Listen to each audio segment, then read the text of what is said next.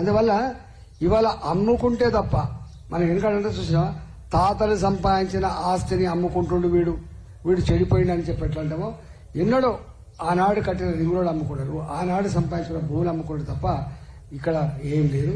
ఇవాళ చాలా మంది తెలియని ఈ వేస్తున్న సిమెంట్ రోడ్లు, కడుతున్న మోరీలు, పెరుగుతున్న చెట్లు, ఇవి ఇచ్చే అన్ని డబ్బులు కేంద్రమే, వీళ్ళిచ్చేది కాదు. చివరికి ఇవాళ కరోనా వచ్చినప్పటి నుంచి మీరు సజీవ సాక్ష్యం. ఈ రోడ్డంబడి ఇలా బీహార్ నుంచి వచ్చిన వాళ్ళు, బెంగాల్ నుంచి వచ్చిన వాళ్ళు, యూపీ నుంచి వచ్చిన వాళ్ళు కొన్ని వేల మంది ఎర్రటి ఎండలో చచ్చిపోతామని తెలిసి కూడా పోయింది. వాళ్ళు 10 కిలోమీటర్లు 20 కిలోమీటర్లు కాదు, కరోనా వచ్చినప్పుడు సస్తే మా ఊళ్ళో సావాలి, సస్తే మా కుటుంబ సభ్యుల మధ్య చచ్చిపోవాలనేటువంటి భయంతో ఎంతమంది పేర్లు మీకు తెలుసు. ఏ దొరకదు ఈ ప్రయాణం చేసిండ్రు. ఒక్కొక్కసారి దొంగతనంగా వాటర్లు వీటిలో ఎక్కితే చనిపోయే సందర్భం కూడా మనం చూసాం. ఇవాళ అట్లా కరోనా వచ్చినప్పుడు ఆకలితో ఉండద్దని, ఈ దేశం కింద పెద్ద దేశం, మనం కనీసం అన్నం పెట్టాలని చెప్పి ఆనాడు 5 కిలోలు చొప్పున ప్రతి మనిషికి బియ్యం ఇచ్చింది. ఇవాళకి ఆ బియ్యం వస్తున్నాయి మీకు తెలియదు. మనం అనుకుంటున్నాం ఎన్టీ రామారావు ప్రవేశపెట్టిన 2 రూపాయల కిలో బియ్యం ఇంకా వస్తాయనుకుంటున్నాం. ఈ 5 ఏళ్ల నుంచి మనం తింటున్న బియ్యం, పేదలకు వచ్చే బియ్యం మోడీ గారు కేంద్ర ప్రభుత్వం ద్వారా పంపించిన బియ్యం తప్ప ఇక్కడ ఇచ్చే బియ్యం కాదు. తన జేబులకు ఇస్తున్న అంటలే, కానీ పేదల గురించి పట్టించుకున్న ప్రధానమంత్రిగా చరిత్ర. వరకు కూడా టాయిలెట్ లేకపోతే తల్లులు నానమ్మలంటే భరించారు. కానీ ఇవాళ చదువుకున్న పిల్లలు తన ఫ్రెండ్స్ ఎవరైనా ఇంటికి వస్తే కాలేజీ పోయినప్పుడేమో బాగా చదువుకున్న పిల్లలు అందరూ సమానంగా కనబడతారు. కానీ ఇళ్లలోకి వచ్చినప్పుడు వీళ్ళ ఇల్లు గుడిసెనా, వీళ్ళ ఇంటికి టాయిలెట్ ఉందా లేదా అని చెప్పి చూస్తారు. కానీ చాలా మంది పిల్లలు చదువుకోని ఇల్లు లేవు, అమ్మాయిలైనా అబ్బాయిలైనా చదువుకుని ఇల్లు లేవు. అలాంటి పిల్లలు ఇళ్లలోకి వస్తే టాయిలెట్ లేకపోతుండే, బయటికి పోవాలంటే ఇజ్జత్ అనిపిస్తుండే. మొట్టమొదటిసారిగా మోడీ గారు ఏ పేదల గుడిసెల్లో అయితే ఇల్లు లేవు, టాయిలెట్స్ లేవు, వాళ్ళందరికీ 12 కోట్ల మందికి టాయిలెట్ కట్టించి మహిళల ఆత్మగౌరవం కాపాడి మోడీ. ఇవన్నీ చిన్న కనపడుతుండొచ్చు, కానీ మనిషికి అవసరమైన పెద్ద పని.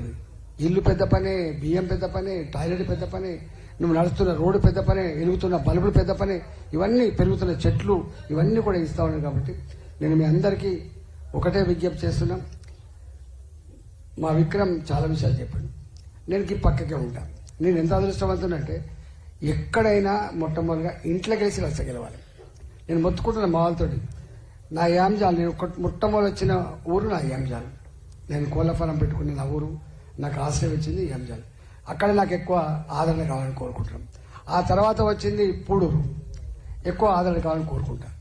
ఆ తదుపరి మీరందరూ అంటే ఇలా షామీర్పేట మండలం కావచ్చు, మేడ్చల్ మండలం కావచ్చు, ఈ చుట్టుపక్కల ఉన్న ప్రజలు మీరు ఎక్కువ ఆశీర్వదిస్తే నాకు ఎక్కువ శక్తి వచ్చేటువంటి ఆస్కారం ఉంటుంది.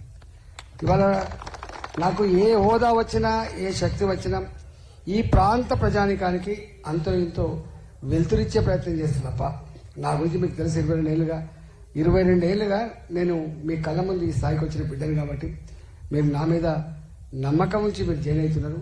తప్పకుండా ఒకనాడు పొలిటికల్ లీడర్ అన్నా, పొలిటికల్ పార్టీ అన్నా వాళ్ళు చూసుకుంటారులే, వాళ్ళ స్వార్థమే వాళ్ళదిలే అనేటువంటి భావన ఉండే.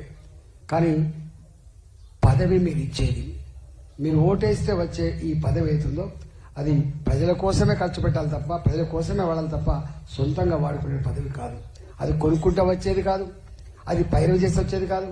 మీరందరూ ఇష్టపడి ఆత్మను ఆవిష్కరించి మీరు ఆస్వాదిస్తే వచ్చే ఆ పదవి. కాబట్టి ఆ పదవి తప్పకుండా మా ప్రజలకి ఆరోగ్య సమస్య వస్తే ఆదుకునేదిగా ఉంటుంది, మా ప్రజలకి విద్యాపరమైన సమస్య వస్తే ఆదుకునేది ఉంటుంది, మా ప్రజలకు రోడ్డు కావాలన్నా, మా ప్రజలకు ఇల్లు కావాలన్నా, మా ప్రజలకు కాలుకు ముళ్ళుతే పన్నుతో పీకే సర్వీస్ చేసేవాడే నాయకుడు అని చెప్పి నేను నమ్ముతాను.